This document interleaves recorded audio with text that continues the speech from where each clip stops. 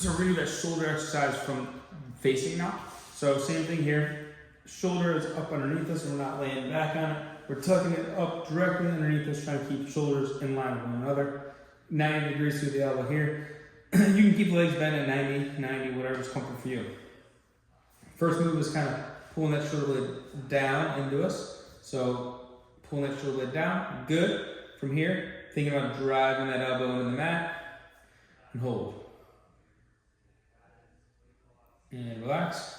Same thing, we'll reset, shoulder blade down, elbow in the mat, hold, and relax.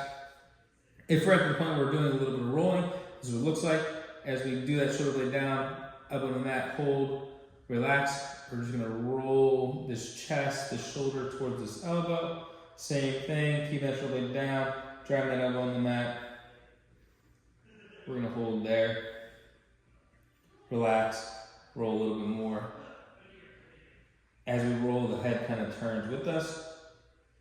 And then same thing. Then as we come out of this, pushing that elbow into the mat, opening up the chest.